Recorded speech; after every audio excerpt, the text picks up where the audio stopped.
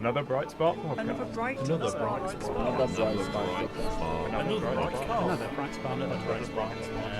spot podcast. Hello, I am Neil Mile. Welcome to another Bright Spot podcast. We've got a really special guest today. Most of the engineers upstairs are really excited that you're here. I'm excited that you're here. It's YouTuber Medic Mark. Hello. How you doing? I'm very well, thank you. Excellent. I say YouTuber. I mean, you've had you're an engineer, you're a fixer. You've had quite a career before, the Yes. current one. Do you want to give us? You call yourself a big nerd. Were you ever a little nerd? I suppose so. Probably from, I'd say, the age of 5, I became a nerd. Okay. I remember we had the TV in the living room, and it would occasionally break down. And we'd have the TV repairman come round, and he'd take the back off the TV. And inside was this little miniature city of things. It just was really interesting. And I thought it was more interesting around the back than the front of the TV. Okay. Yeah. And that sort of stuck with me. And I remember the idea, we had a second repairman come round a year later, and he found a pair of pliers in the back of the TV that the first guy had left behind. And I thought it had story behind it. I thought, this is incredible. Yeah. And so that was the start. And years later, my dad had a laptop computer, and that broke down, and we had an engineer come out to fix the laptop. And then that was a whole new level of intricacy. And I think I was probably about 12 at this time, and that sealed it for me. Yeah. So never mind being an aircraft pilot or whatever. It's like, this is what I'm into. You want to be an engineer. I want to understand that. Yeah, I was when you were talking about pliers, it's completely off topic and far too early in the podcast, but sort of a great idea of, I love the idea of like engineers leaving like little notes and little tools for the next one to come along and find in the back of products. Oh yes, that'd be great. Little Easter eggs. One of the things I want to dig into right to repair, and there's a whole topic that I think is really interesting. What I want to touch on first, though, is you talked about the engineer coming around, taking the back off a product, off the back of the TV and fixing it. I think we've lost that as a society. I was speaking to my friend Claire the other day, and she was saying that you used to be able to put up with men because they were useful and they used to be able to fix things, but now you've got to put up with men and they can't fix anything. Why is it that you think we've lost that ability to sort of take the back off the telly or lift the bonnet up in a car and actually have a go at taking things apart? I'll be honest, to me personally, I don't know. To me, it's just very natural. I think my dad was always good at it. He played with woodwork. He wouldn't like me saying that. He did woodwork. He played with wood. Played with wood in his workshop. His dad did a lot of metal work. He worked in a factory where they used to spin aluminium. I had no idea what metal spinning was. I thought, what the hell's that? But I found out, and that was a thing. And I just sort of, it's followed through the generations. And I decided I wanted to do more mechanical stuff or metal stuff as a hobby when I did electronics as a job. And I just decided, I'm not doing much electronics in my life, so I started to kit my workshop out with more electronics stuff. Right. And to me, why people don't do this now, I don't know. It's possibly there's just not enough inspiring people out there. Is it a fear thing, maybe? Because I know when you sort of look at these things, it says, if you remove this, warranty is void. Is it because it's more complicated, or people are just less used to getting hands-on, maybe? There is that a bit, and I'm also going to blame software.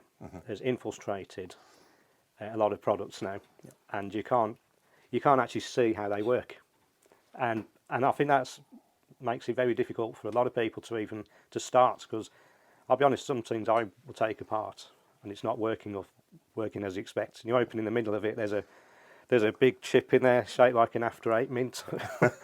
And it's doing everything, and it's just sitting there unresponsive, and you've got no idea where to start, and you've got no idea, and there's no information, and that's often leads things to be thrown in the bin. And it may be a simple repair, but where do you start? Well, you did a video about, I know you hate modern consoles, but you did an Xbox repair that I found really interesting, and I think it touches on this, because if you look at the HDMI cable, which was the broken part, you had to take the casing off, then start taking the power supply off, start separating the boards, then there was clamps, then there was... Oh, you're bringing back a nightmare now, yes. So there's multiple layers, and you're just removing screws and screws and screws. Now, for me, the HDMI cable is the thing that people most interact with. They plug it into the TV. Yeah. It's quite sensitive, isn't it? It could be pulled, it could be yanked, it could be damaged. Yeah. But in order to access that, you had to dismantle. I mean, it was a 20-minute video, and that was just taking apart the Xbox mostly. Mainly, yes. Yeah. Do you think manufacturers have an obligation to make those more accessible parts, well, those parts that are going to get damaged, more accessible to repair? For me, part of product design should mandate that sort of behaviour. Yeah. To make the world more sustainable, which comes up a lot in my. I think things should be sustainable, but I'm not crazy over the top for the environmental side. It's You just think it's the right thing to do. It's the right thing. It's a good message. But I do think I just look at it as bad design. But I get why they do it. It's to probably keep the production costs minimal. Right. You've got a single PCB, because obviously what they should do is mount those sockets on a cable with another connector, so the bit that gets damaged in use is an easy to change part. But it's going to be more cost, more assembly, and that's why they don't do it. But maybe legislation is going to come in that forces them down that road. Yeah. Well, there was I think it was the 2021 right to repair legislation, which meant that manufacturers had to supply spare parts. Now, how easy that is for mobile phones and a lot of e-waste, I don't know, but a spare parts more readily available? Because I know when you do research on stuff, you take an existing component and you look it up and try and find the best match. How available are parts to get if someone's got a broken device? Depends on the vintage, because you've got two problems now. Okay. If it's very modern, very new, it's probably the parts are probably unavailable because they're only available in huge production quantities. Like you'll need to buy 1,000 of them, and they're very expensive, and you'll have to wait months for it to arrive. Right. So there's that aspect, and also if you're repairing old, very old products, you'll find that the parts that are in there are obsolete. Now, if you know what you're doing, you can select something new that's current and available, and away you go. But the other risk you have is you can fall into the trap of buying fake parts. Oh, okay. Which you'd think, who makes fake electronic components? Just make the real ones, but yeah. Yeah, they look like the real ones. They cost the same as real ones quite often, but they just don't work, and it's quite an art. I'd love to find myself into. And I'd say it's clearly in China. There's companies, probably the wrong word. Yeah, company. Yeah. Organised crime. Organisation. Yeah. Organised crime, where they actually had the facilities to make small silicon chips, like a 100 milliamp little PNP transistor, and they'll mount that inside a larger transistor case. And it'll work. It's a working transistor, and you'll test it, and you'll find it's always. I think they're always NPN, regardless of what it says on there. They always test as an NPN transistor with a gain of about 200. If you check the data sheets, you'll find that's rather a lot of gain for this transistor I'm putting in. And then you try and put some current through it, and you'll put it on the transistor tester, which I did once. Right. Because I do have to quality check parts I buy. So I'll buy, instead of buying 1 or 2 transistors, I'll buy 5. Which again puts your repair price up, but I have to do that if I don't trust the supplier. I say don't trust, don't know them. And then I remember putting my transistors on a curve tracer. These transistors should be rated for 10 amps, and I think we got to 1 amp, and then they just failed on the curve tracer. Then I broke the casing open and found this very small piece of silicon inside this big casing, and it was something like 3 millimeters square. And so if they've got the know-how, and the capability to make a working transistor. Why don't you make the one that's fit for purpose? Yeah, why not make just equivalents? Because there's a market. I will buy them. Maybe some people just want to watch the world burn. Perhaps. Yeah. Perhaps. So, as I was saying, as reference my friend Claire, many useless now don't really do electronic repairs or repairs in general. Sort of a passion project of yours. It's in your blood.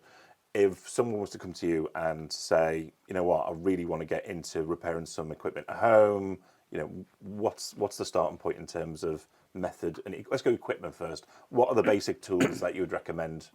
And you can't take any of these. I get asked this quite a lot, to be fair. And one of the starting points, there's always the fundamental tools you need to fix anything electronic, which will be things like the multimeter, whether it's analog or digital. Quite often now, digital ones, because they're probably they're so cheap to buy, and they're generally quite capable. Certainly for doing a repair, even the cheap ones are good enough to get you through.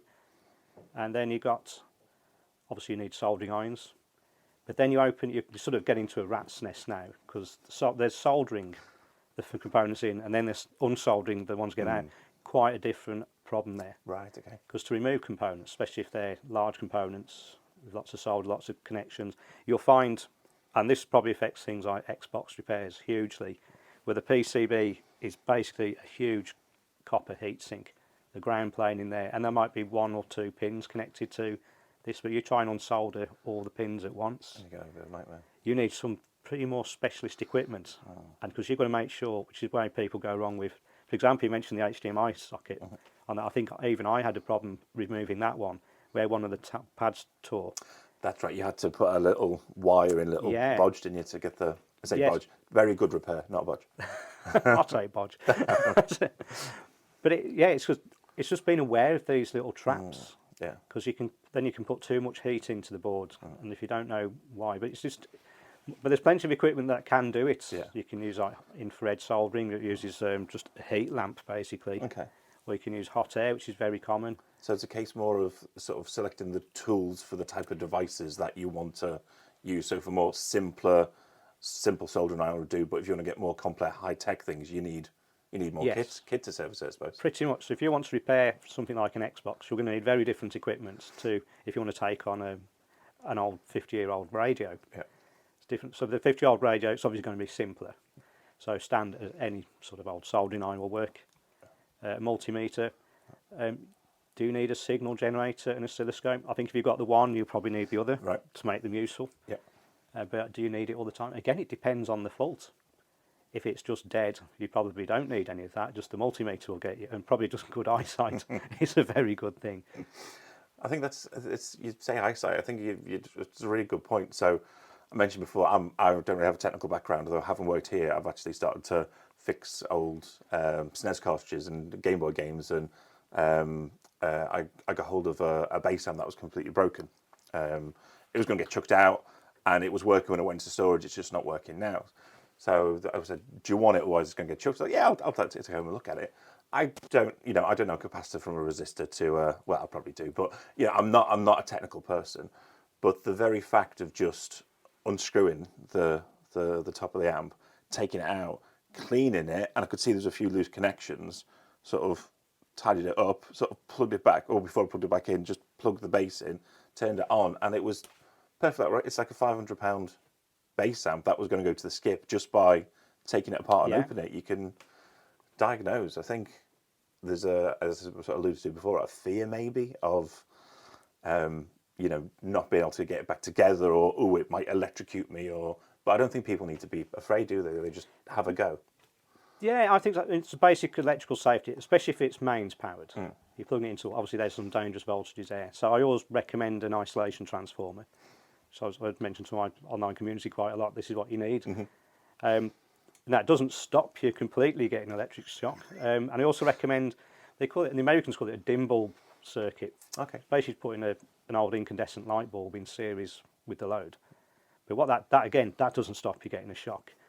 But it stops you getting a shock so much in, for example, if it's short circuit, that device probably would have gone bang and blown a fuse and made you jump. But with the bulb, obviously the bulb will just light and you'll get a lot less damage. So these things sort of make the whole thing less exciting, if that's the right word. You don't want, when you're turning something on for the first time, especially with the lid off, you don't want excitement. No, you really don't know. If it's going to just be dead, you just want it to sit there quietly and innocently there, and then. But it's quite often just keep your hands out of the way. Yeah. You're going to go prodding. Use something non-conductive, like a plastic stick or an old marker pen, and then just remember to turn it off before you start handling it. So. And discharging capacitors is another one I found. If there's a lot of capacitors in the device, I mean, I've been caught in the videos. In fact, on my opening sequence, I see I've got a piece in there, shock, where I get a genuine shock off a power supply that wasn't even plugged in. It's just stored charge on there. But yeah, actually captured that live on camera. So that was one I didn't have to recreate that one. That was a genuine. I mean, we've talked about the editing process before, but you could make yourself look really good. I've never been shocked. It's like just cut it out of the edit. Just separate it through. I thought about that, but I think something I came to realise when I started my channel, to be fair, was very much. I was trying to work out what is it I want to do, because I'm quite a fan of watching the Repair Shop on the BBC programme. Love that. But I felt it was getting, for me, too much about the story and not about the repair. I want to get into the nitty gritty. I want to learn from that. Like, how do you do all this stuff? What's I always say what's on the back of the telly? That was your Yes. original childhood inspiration. Yeah, then I was trying to work out, and I thought, well, I don't want to come across as some sort of genius, because I'm not. So I just persevere a lot. That's how I get through. And I just trying to work out how the channel was, and I just found myself, strangely with the theme tune, it's like this a bit off topic here, but when I started with the channel, and one of the things I thought, well, I do need an opening sequence, and I need a theme tune. I need a channel identity, and from nowhere. And I remember looking for like royalty-free music, and I was on there just scrolling, thought, don't like it. And I came across this old tune that was very different to anything else, and it just made me smile. I thought, that's great, that is. And I thought, that's slightly a bit clown-like, that is. Oh, yeah. It reminds me of the Archers when at the start of your videos. It's that kind of gentle... Yes. I'm not... Old-fashioned's the wrong word, but more of a vintage kind of feel. It makes you feel very... It's like a bit of a hug, isn't it? And it has got some humour to it. It just made me smile. When I heard it, and I played it back, and I took a cut of it, just about 12 seconds long, and I played it back to my daughter. What do you think of this? She went, oh, that's good, that is. I thought, it just makes me smile. It sets the mood. And that just made the channel, because I was thinking, well, who is Mendic Marker? It's like, and it's a slightly amplified version of myself, a bit happier than I really am. Yeah. But it's just resonated. It's just worked. Yeah, it sounds really good. And I get like 1 in 100,000 comments saying, I can't stand your theme tune, please change it. But no, not happening. Always avoid the comments. Always avoid the comments. I do avoid the comments, I have to say. It's a shame, because most of them, general stats I found, like only 1% of viewers actually comment at all. And then from the 1% of comments, they're probably something slightly negative. But everything else is very positive. Yeah. But I tell you what, the one that sticks in your mind is that negative one that sticks in your mind. And you just think, I don't want to ruin it for everybody else. Well, people only tend to like leave reviews and comments and stuff if they really like it or they've taken a dislike to it. But you know yourself, it's overwhelmingly positive. Why would you be bogged down? Because the negative does stick. It does. They do quite a lot of damage, really. Like psychologically, it's funny. I'll read one comment, or one will just come up on the app, and it just sort of stick because it's real criticism. That's the thing. And as a content creator or YouTuber, it can't be anything but personal. It really is. Well, it's you, isn't it? It's your own personal brand. The theme tune you just said resonates with you. It's your passion for it. It's you. So you're obviously going to take it to heart. I think listening to negative. So what you do obviously works really well, and in my opinion, if you're not doing it for you, you're the most important audience member. Really, I know I mentioned before. I write and play music and stuff. I don't really write that to please other people. I write it because I want to hear it. And my wife will tell you I annoyingly listen to my own music more than any other music. But I think that's the most important thing. You've got to do it for you at the end of the day. You have. I do like the little quips I throw in. I mean, they are just me. They are natural. Because I'll be filming. I have several cameras, but I generally just film using one camera. And I'll be showing it to the bench what I'm doing. Then people who've seen the channel see the cutaways. I'll go back to the camera and look at the camera. But although it'll be slightly sort of manufactured, because I have to move the camera and frame it again, but the content of what I say is very much real. They've thought of it at the time, and I don't script it. It just comes out naturally. And I think that's what's really come off from the channel. And I had no idea it would gain such an audience. Because I've watched other repair channels. I don't watch a lot of them, but what I did find, I think there's a market of about maybe 1 million subscribers for any repair channel. Right. And I think because the big ones have been going for like 10 years or more, they're in the 900s. So I think that's the sort of the ceiling for it. And I had no idea if I was going to make it or not. But so I know your background. You're an industrial engineer working on a lot of robotics, and then the further you got into management, you were doing less and less engineering and less hands-on, and then you rediscovered the love, and you started your YouTube channel. At what point of that YouTube journey did it become a viable career? That's a very good question, and I'll be honest, there's a couple things that went on. I actually started trying to expand from just doing the YouTube videos to experimenting with, could I do live things? Could I get extra value from the audience? Would they pay to see me? Sure. And what I learned was the vast majority of viewers would not pay to watch me. But there was enough who would. Yeah. And we looked at for the focusing on that. I had a bit of help with a marketing company, and we set up a community, and it's built a revenue stream, and I'm still working on it. It's created a lot of work, and it's made me very, very busy.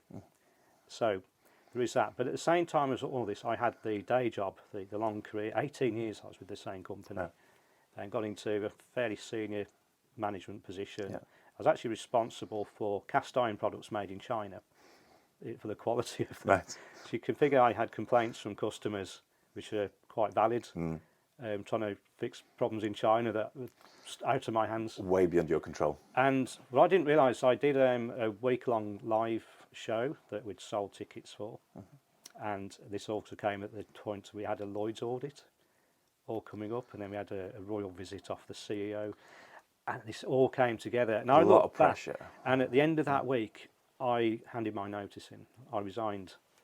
It's only afterwards I realised that I actually had burnout. I literally pretty much had a breakdown. And in fact, I remember phoning my boss. I emailed my notice to him, and he was very supportive. And he phoned me up and he said, "So what's this about? Tell me all about it." And I couldn't talk. I burst into tears, and I just thought, this is so heavy and emotional for me. And I looked back and I thought, oh, you actually broke down there. That was all this burnout stuff they talk about. And you don't realise it until it happens sometimes. No. You don't see the woods through the trees, do you? But just because I had to give a 3-month notice, so I had a few months to wind down and get away from there. So it gave me quite a bit of time to prepare, launch the course more formally, and I've been very fortunate. It's all gone well. So I've managed to replace the original income, which was the big risk. It helped that we'd managed to get rid of big life debts, the mortgage was paid off through other reasons, and definitely it's the time to do it. And I've looked back now, and it's just gone from strength to strength. I'm really pleased for you. So, Definitely deserve it. Yeah, but yeah, so I have to pinch myself sometimes to realise that I basically work part-time for a full-time income. And and it's great fun. It's great fun. I feel very fortunate to be able to do it. If you could give any advice for anyone who's considering jumping off the bridge and jumping off the bridge, probably not the best analogy, jumping head first and starting their own YouTube channel or following a passion that they want to do? It's difficult. I think I've been fortunate. I went to a YouTube convention last year. I think they called it the Hi-Fi Creator. I forget what it was called now. Creator Collective. Right. And it was a lovely do. Met up with about 100 other YouTubers were invited in a swanky Manchester hotel. Great fun day. But they were YouTubers from all channels, from all sizes. Of course. Through, from a couple thousand subscribers to a couple million subscribers. All different, imagine cookery videos. Oh, absolutely. Or just a whole host of... Absolutely. That was really interesting. And for me, I had no idea who else would be there. Well, nobody knew who else would be there. And you always sort of measure yourself against everybody. And of course, if you don't know who's there, you have no idea. So I think at the time I had 90,000 subscribers. And I thought, I don't know if I'm going to be the little baby in the room or where. Or a bigger fish. It turned out with the mix that I think I was doing quite well. And I was at this point, I'd already handed my notice in. So I was working my notice period. So I was able to actually say, I'm living the dream. It's happening. Right. But the one thing that YouTube, that we all agreed on, is nobody understands the audience.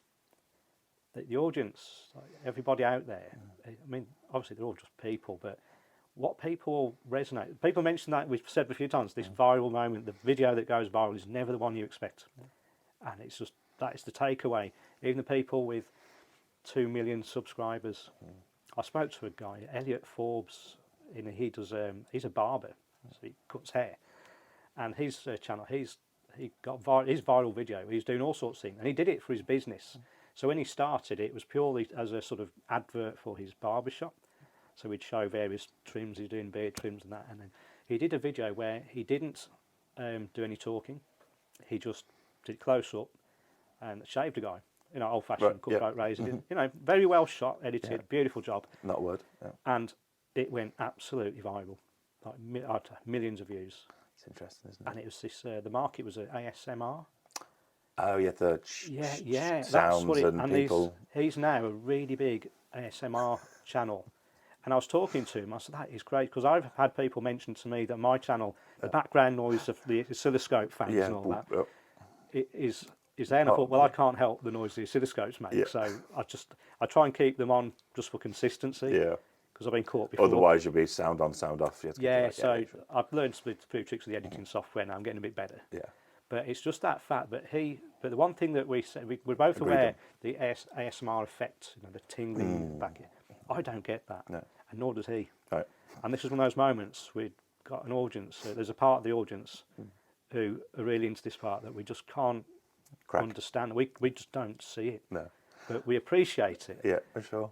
But, so the audience, I wouldn't say I was the best person to give advice, but all I can say is really is just look at who you watch, who are the people you like watching, because you'll find that the channels you watch, it's not, they might as good or bad as they are at what they're showing you. It is ultimately, it's the person themselves that you fall in love with. Yeah.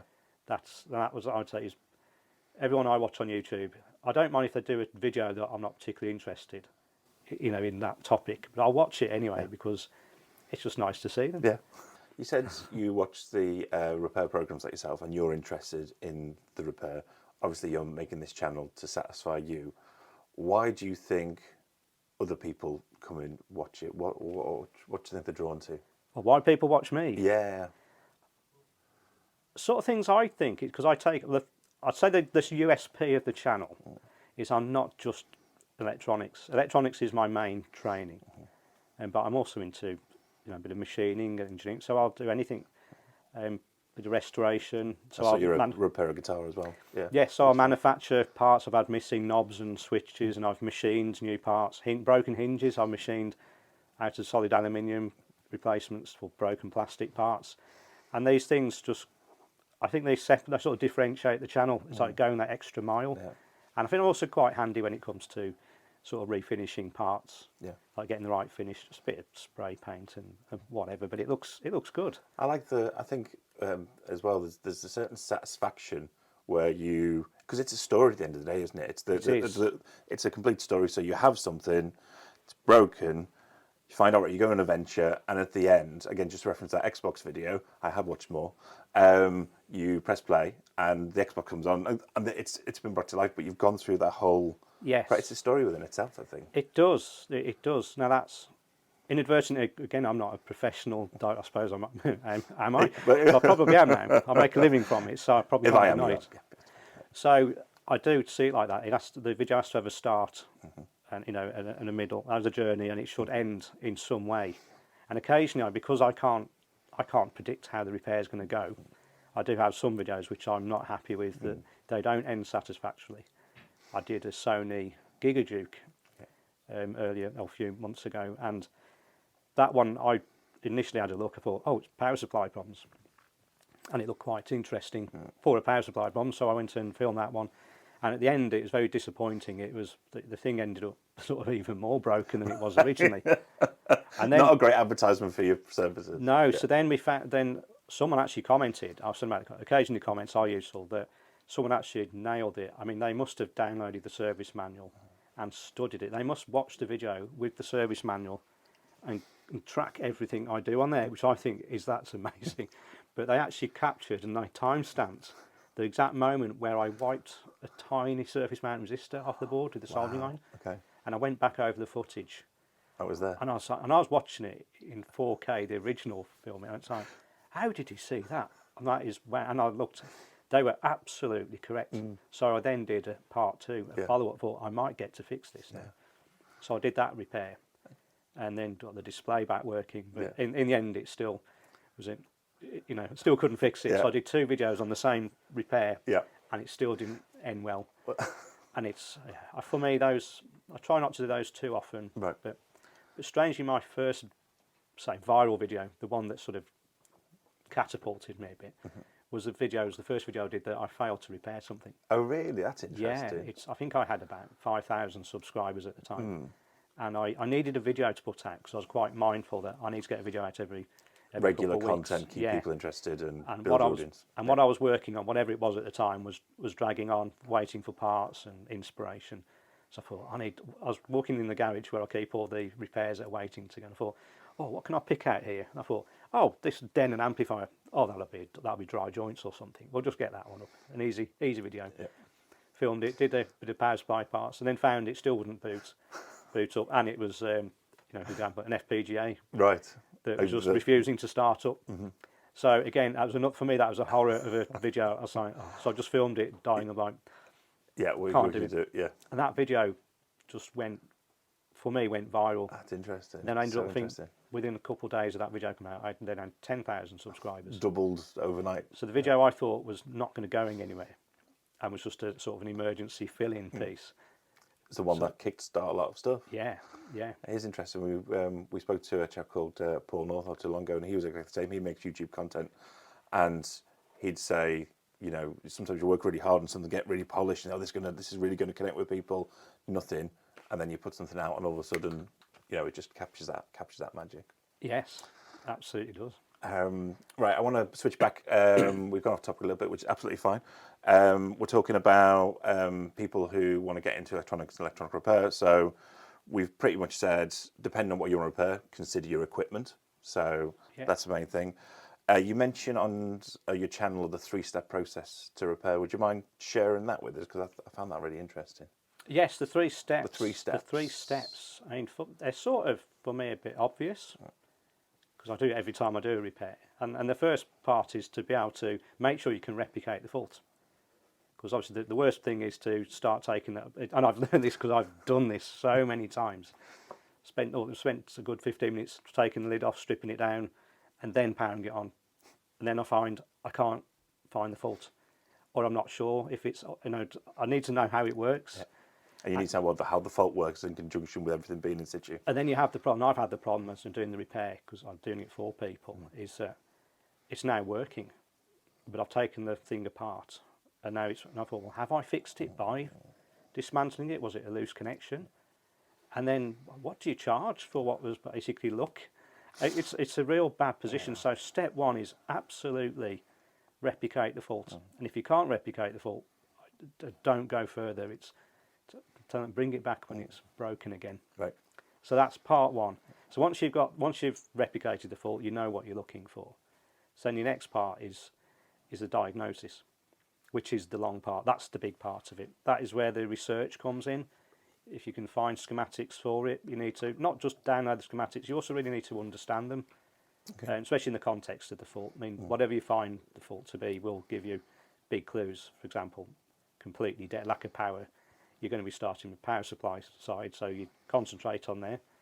Or if it's, it's lighting up but there's no audio, then you're looking at different areas of the circuits. But you sort of get into the diagnostics and work out the likely places where you should be looking. Because it's all modular, isn't it, at the end of the day? That it's the same components, same track, same power supplies. Yes. It's very complicated Lego, I think I was explained it to it once. It's Pretty much, yes. In fact, and you can quite often tell what you're looking at just by what components are clustered together. You can just spot, that's a power supply there, and it's quite easy to spot, especially if there's duplicate channels. You'll see, and particularly any amplifier, they're always stereo at least, so you've got a left and a right, so that's easy to spot. Yeah, exactly, yeah. And probably only one channel's bad, so you've got a good point of reference to compare a bad one with a good one. It starts to get a bit easier. Is an education thing then? Is it? I mean, a lot of school learning is very much you teach how to pass exams. Do you think we've lost those skills because we're saying it's complicated Lego, it's modular? So but you have to be able to identify those parts and those pieces, and we just don't have that information. I mean, I don't have that information. I know a lot of people I know don't have that knowledge. That's a good point. Yes, whilst we're talking about step 2, you're right. I did a degree in electronic engineering, but before that I was an apprentice electronics engineer doing repairs. But I think if I hadn't have been an apprentice, actually hands-on learning how to do repairs, the degree would not have been very helpful for doing repairs. It sort of taught at too high a level and not practically. So that's a part of it. Because and just going back to unscrewing the back of something, I mean, you do it in your videos. You'll have like a little ramekin pot. You know, Yes. so you take it off, drop the screws in, drop the screws in. That's just something that you've picked up over experience. Because I imagine at some point, because I know I've done it, you unscrew something, it drops on the floor, you say, oh, bloody, I need that. And you look, that is just, it's an education piece, surely. There is that, because the other thing I do with the ramekin as well, because I'll be working on several repairs at once. Because I'll start a repair, then I'll be waiting for For a parts. part, yep. So I'll put that on the shelf. But that ramekin will go inside the device, so I don't get the screws very up good. from one job to another. Yeah. But yeah, I do get comments actually about how do I know where the screws go, Yeah. and people say, oh, do you write it down? I put it in separate little bags. I'm Yeah. like, no, they all go in the jar. There's no jar, yeah. But for me, when I'm putting it back together, I actually tip the jar out and separate the screws into their little clusters. Yeah. And it sort of helps you narrow it down. And quite often, if they fit, who cares? It's Yeah, it's good enough. It fits in there. Yeah. And it also helps that if I filmed it as well, I can always go back. Rewind. Where was that one piece? Where was that Yes, screw? yeah. So I've done that. The odd video you'll see that I film myself putting screws back in. Yeah. Then I'll have run out of, say, the copper coloured screws. I'm like, oh. But then so I'll have to go back, put that right, but I don't always film that part. No. So if we watch any of your videos and there's a bit in rewind, well, you know that's when you've gone back there. But I'll take the editorial judgment Yeah. that it's not that interesting to. I mean, yeah, people like say that, oh, it's good how you show all your mistakes. Yeah. I thought, I really don't show all my No, mistakes. show enough personality, but not necessarily all the mistakes. I think some of the mistakes, if they add to the story. Yeah. But yeah, I already get accused of putting too much screwdriver footage in. So. Right. Let's go back to stage 2 then. So, yeah. Diagnostics. That is really that is the skill step. The finding the fault. First of all, narrowing it down where it might be, and sort of honing in on it. So that way you're not doing things like just randomly just changing every capacitor in the whole thing in the hope that It's going to fix it. I've read on the internet all the capacitors are bad, and it's like, well. I also hear quite a lot of times, I've changed all the capacitors and it's still not working. It's not the capacitors then. Yeah. Yeah, so that's where the skill is, zooming in onto that little part of the circuit. And then, I mean, sometimes you'll find is that you'll fix one problem, especially if something's dead. There's another minefield. You'll now restore power. Power is restored, but you'll find, oh, it's still not working right. There's further faults that weren't apparent in the first times. That's where perseverance comes in. So you have to sort of really stick with it. Yeah. And if you get fed up with a job, I mean, take a walk. Yeah, just walk away from it, take a breath. Yeah, and I do give a bit of my community a bit of sort of the occasional bit of therapy on that. It's like we all get stuck, and it's like these are the bits that we edit out of videos. It's like, It happens to everyone. Yeah. yes, so sometimes I put the repair to one side and fetch another one to work on whilst I have a think about it. And invariably I'll be on a walk with Jane, talking about stuff, then I'll start talking about the repair and Light bulb. ding. Yeah. She won't say a word, probably won't understand what I'm telling her, and all of a sudden she's just told me, it's just come to my, Straight out. to my mind, yes. Yeah. Fantastic. Yeah, so step 2, the diagnostics is the key, and I would say that is 80% of the work. It's sort of, and probably 90% of the skill. And then the final stage 3 is actually doing the repair, followed up with testing it again. Yeah. So because you replicated the fault in stage 1, You now can know. be sure. You So you've now got an element of quality control, which is important, because that's, for you to honestly tell the customer it's done and I'm confident to charge you appropriately for the work I've done. Yeah, fantastic. You touched on just then the community, which we'll talk about in a sec, because I know you're taking on groups and encouraging people to do their own repairs, and you do that online. Having watched some of your videos and talked to you this morning, and you come across to me as someone who wants other people to do well. You said just then you want to be able to charge appropriately. You don't want to rip people off. You're passionate about repairing things. You're encouraging other people to do it. Where does that come from? Probably multiple places. I've always been keen to teach people what I know.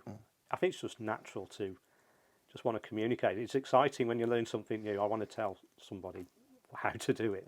And it's just where do you do that? I mean, Jane hears a lot of tips on how to repair things, but I don't know if she finds it that useful.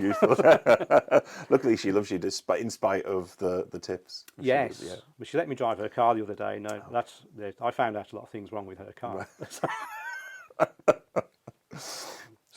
But yes, it's not, or sometimes a curse. But wanting to explain how things work, it just seems natural. I'd say in me, but I just think in people in general. It's always the way society works is spreading of information. The more you spread a good idea around, the more successful it'll be, and then someone else will grow on it. And this is how Benefits everyone. this is like the utopia of society, I think. And I think it doesn't matter if you're doing like repairing a 50-year-old product. The fact is, and I get a lot of people want me to fix their 50-year-old things because there used to be people fixing them, and they've moved on for various things. So we need the new generation. Basically, we're having to relearn all over again. So I know quite often, so I don't have a mentor telling me how to fix an old 1930s radio. I'm having to Open it and teach yourself. teach myself from scratch. I mean, no one ever taught me how valves work, or tubes, if you know what I mean. I never knew. I had to read old books and just research it myself. So now I've got a reasonable understanding of how they work. But it's just that lost knowledge. So I always want to share that with people. And the other aspect to it, it's a bit selfish, really. I have requests from all over the world to repair things, and I cannot cope with the amount of demand on my skills to do it.